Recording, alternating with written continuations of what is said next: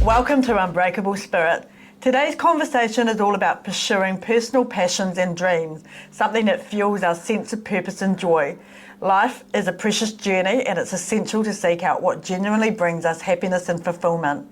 Discovering what lights us up can sometimes present challenges, particularly when self-doubt or obstacles creep in. It's important to share these barriers. You're not alone in facing them. Seeking advice from mentors or connecting with like-minded individuals like Christine or I can provide the encouragement we need to move forward.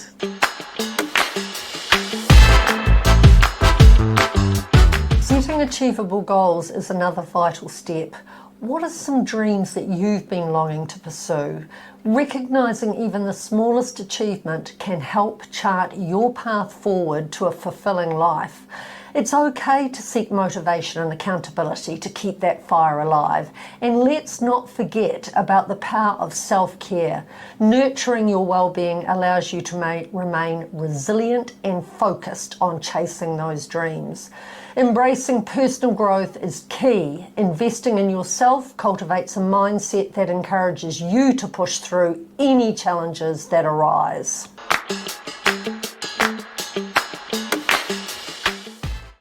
Wow, are you living your best life, Christine? Yeah, I am. Yes, I am. Yeah, talk to me about it.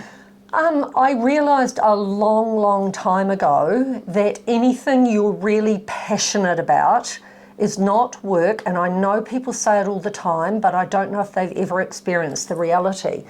If you follow your passion, and I think the core of mine is helping people to empower themselves to take their own power in business and personally. But if you're following your passion, everything you do every day is not a job, it's a joy. And I know people talk about it, I just don't know if they realise the reality of it. I am living my best life. I've accepted a lot of things. I know where I'm going. I take opportunities as they come.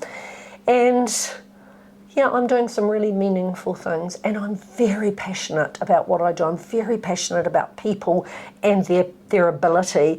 And I know that you came from a very difficult situation, and so did I. And I've proved to myself what it's like when you turn on your positivity and your passion. I'm a naturally passionate person, but not about everything. I'm passionate about the things I believe in and love. I love how you talk about positivity, because that really does come from within. And I'm glad that you drew on the fact that we came from difficult beginnings, and we could have stayed in difficult lives as well. You know, it's what we make of it, and it's quite interesting. I'm always talking to myself and others about manifesting your passion. Yep. So when you think it's the law of attraction. It just comes back at you. Sometimes it takes a bit longer, and sometimes I question and I look around and I go, I'm ready, ready or now. But you know, the reality is that you've got to turn up, and it doesn't feel like work, as you said. No.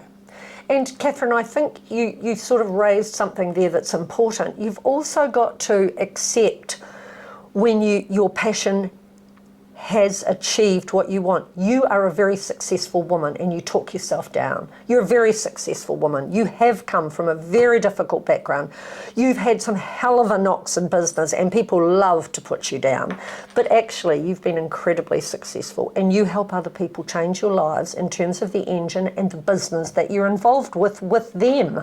So you also have to acknowledge you're an example of the fact that we do a lot of work and we achieve a lot of things, but we don't recognise it in ourselves. We don't acknowledge it. I know that in the work I've done in the many years, I've changed thousands of people's lives. Look, I just happened to be in a place that gave me that ability, but it's never stopped for me. I just take the opportunity wherever I can find it. I do it on a daily basis. I never fail to tell someone if I'm out somewhere and they look fantastic. As I'm passing them, I'll say, you look brilliant today. You look absolutely beautiful.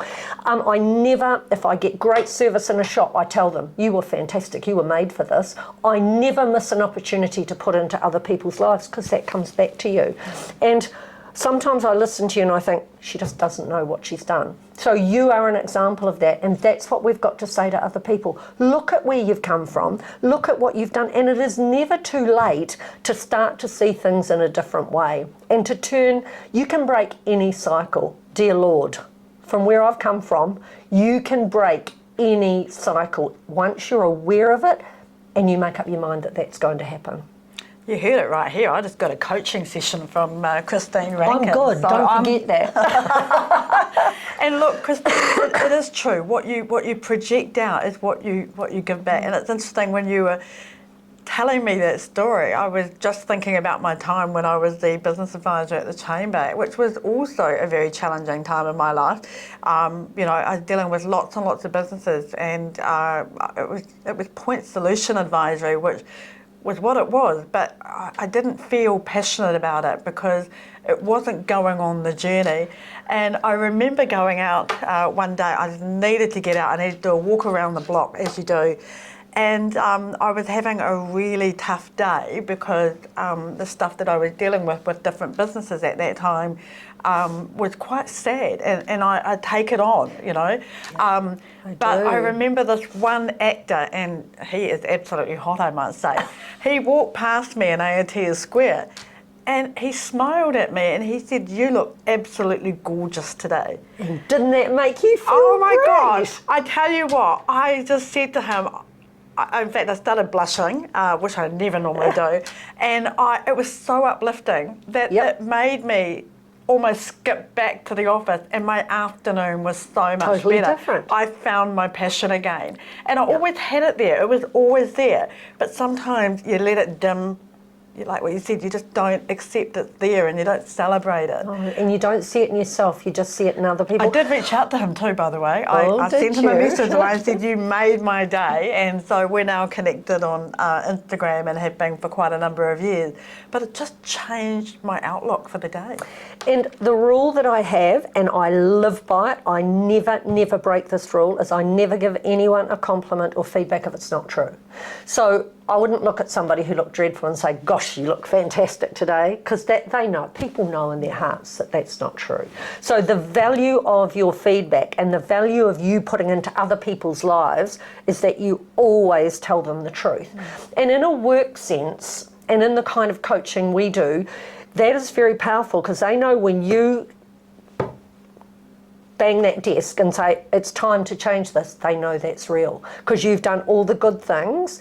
I think the Americans call it a compliment sandwich or something. I don't like it. I was doing it long before they ever called it a compliment sandwich. You know, you say something nice and then you say something horrible and then you say something nice. You don't need to do that. No. But when someone needs to understand, like you, that you've got to recognise how much you have achieved and from where you came from, then that needs to be said. And I like how you talk about being honest, because you talk about the compliment sandwich, or sometimes it could be just saying to someone, "Are they okay?" and bringing them in to get them back. So if I talk about that in your role as a coach, how do you harness someone's passion? How do you get them to find that inner strength or passion or dream that they're looking for? I feed in a lot of my own energy. I have a very strong energy, which I give to other people, but I always concentrate on finding out the great things about them, and they're obvious. The good things and the bad things are pretty obvious as soon as you start. You know that. And I really concentrate on those good things, and I build them up and build them up and build them up, but you also have to concentrate very clearly on the things that need to be changed. And you know, often it's the easiest thing in the world to do once you know how to do it, because it's about giving of yourself. Every leader that goes into a room and closes the door and plays with pieces of paper is not a leader, and they're not doing anything for their organisation. They might have all the figures right, but they've lost their people completely. So it's about giving you energy and your passion and your power, and I have a lot of passion and a lot of energy, and I give that all the time. Sometimes I feel exhausted after a coaching session, you know, especially when you go in for a morning or so to be with someone. Sometimes you're there for a day and you give so much that you come out absolutely drained. But when someone's open, that's the most enriching thing that you can do for them. Only you at the end of the day can change you. But when you've got a little cheer germ that's feeding it to you, the real things, it's very easy to take that power and use it for yourself. Yeah, look, I know what you're saying about that whole energy sapping, and we've covered that off before, but, you know, the reality is that I'm passionate about getting people to be in the flow that they need to be in, and there's a lot of people that are not in their flow. No. They're in the wrong seat, and having those conversations is absolutely integral to getting them to be where they need to be. And people will find reasons, they'll build walls. I had one of our clients actually that I had a session with, and she was one of the most inspirational young women I've seen in a long time. And her future was glowing, but she was scared of the future. And she got really fed from me, and we only had one session, but she got really fed from me. And I could see her future, and it was magnificent. But sometimes people are just too scared to take that next step because it means a lot of things. It means you can't just sit back and do what you've always done. If you want real success, you've got to dive into the future, and you've got to be guided by people like you and I, and prompted and energized and supported through the tough times, because not every day is good. But you know, you can look at all the things in your life that are barriers and put them up there, and I often think of her and think, oh, it could have been so big, and maybe it is, maybe it still is, but that's just one example of where I think you create your own barriers and block something out, because it is work and it is putting energy into things. What I tend to find is there's actually more of a backstory, and they don't want you to know about it. And the reality is if you don't actually put everything on the table, you'll always be where you always are. Dead right. And where's that going to be? Yeah, yeah. Yeah, the merry-go-round effect. So what kind of strategy would you put in place to get someone to harness that passion? I think you've got to confront or not confront them, but face them with all the great things they've got and the great opportunities, not just for their business, but for them, because their business is them. So I think once you've got people acknowledging and trusting you, so what you're feeding in, they're absorbing and taking it on, and you're feeding it all the time, they can't help but make big progress. And there are people who don't see the future at all. You know, they've got themselves in a little box in their business and their personal lives. They're stuck. I love that. I love that powerful feeling of helping them out of the box. Yeah. It's not for me, it's for them, but I get a heck of a lot from it. I understand what you're saying. And, you know, the amount of people that say to me, have I got a crystal ball? I go, no, but together we can create that crystal ball. It's really interesting how people can't be in the present. They're always wanting to know what the future looks like, but you actually have to also be in the present. So, I mean, are you seeing that? Where I just want to be over there. I want to be over there now. And you've got to put in the work to be over there. And you've got to have a plan and a vision. You know, to me, vision is everything. I'm very vision driven. I make all my clients absolutely vision driven, and then their organisations vision led. Because if you've got a vision, a really simple vision, and you are determined to get there, you can do it. Yeah, you will do it. And if you don't have a vision, how the heck do you think you're going to take people on a journey with you? And you're dead right. They're concentrating on today. They're not working on the business. If you're talking about business, they're working in the business, and they're not focusing on that vision. So no, they will never achieve what they otherwise could. Yeah, I use the analogy as, you know, that vision is so important so that people know what their mission is when they get on the bus. Yep. And then what are the values? They don't even know what the values are. I had an absolute light bulb moment with a company I work with, where we started talking about quiet quitting Monday. That's where I come to work on a Monday and I push the paper like you said, but hey, I did a full day's work. You know, in actual fact, I did nothing, but for everybody and for all purposes, they think that I was actually at work. So, you know, in doing the values, the missions and the values, I had this employee say to me, can we add quiet quitting Monday to the non-behaviour of that value statement?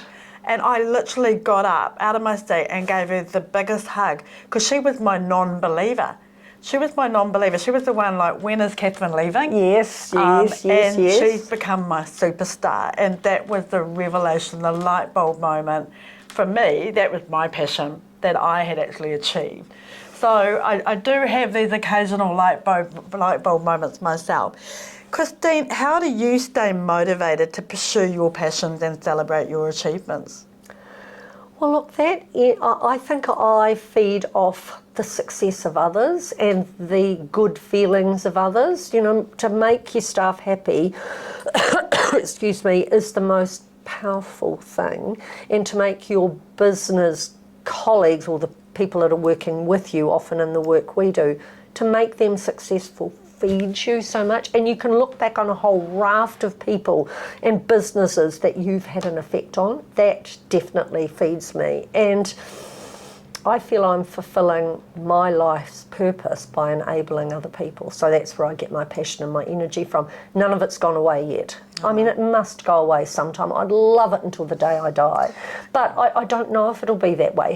What is it for you? Well, I get people saying to me, how can I be so positive and happy all the time? And I just am. You know, when I say just am, I mean, I have moments of despair like human beings should do. You know, you go through the emotional highs and lows. But the reality is that when I want something, I make it happen. I'm determined. Were you a resilient child? It's interesting. I was a watcher. I was a watcher, but I guess I was building resilience through watching.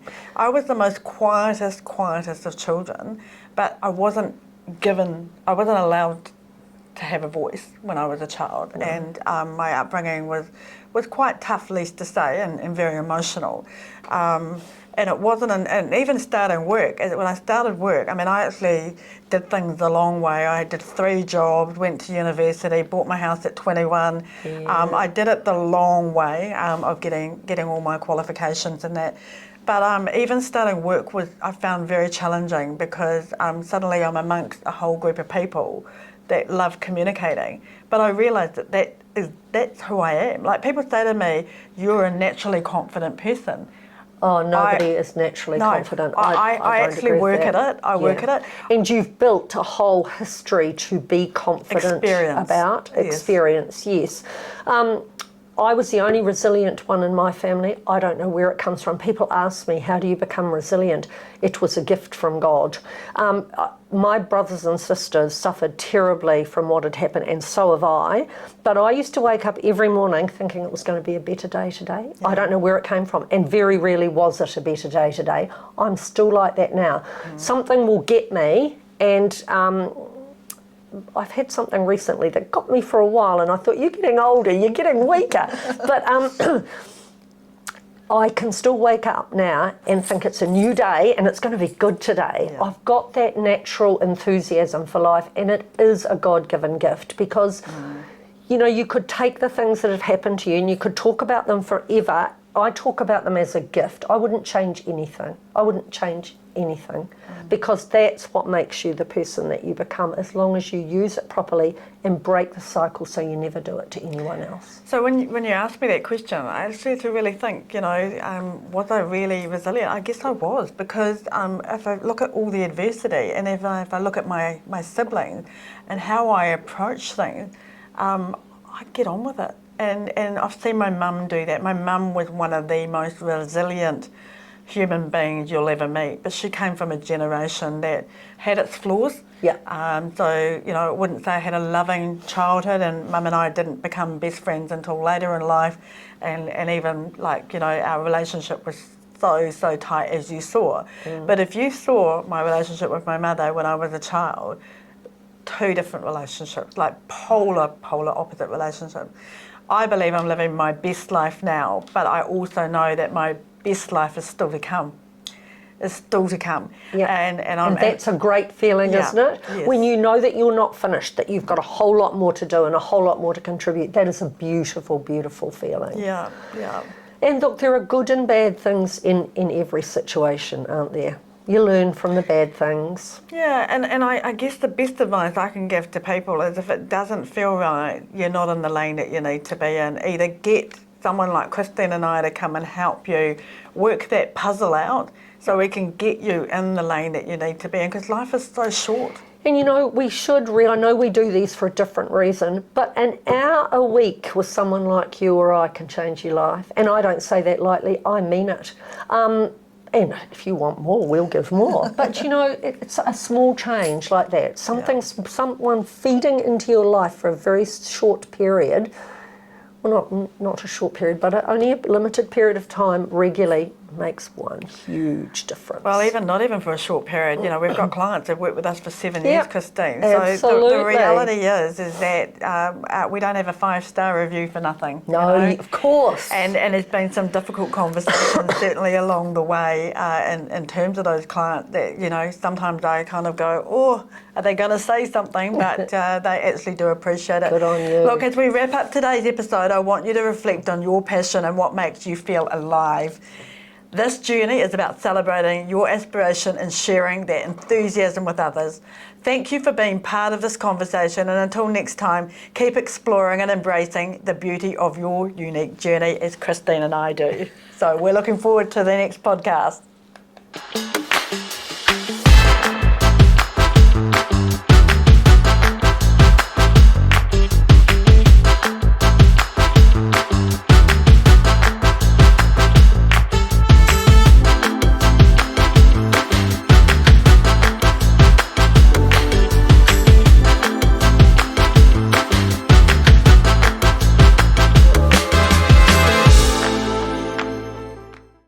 It's amazing you can be feeling okay and a song. Yep. Oh, songs. Or a smell or you know, just a moment and suddenly you're in tears. I mean,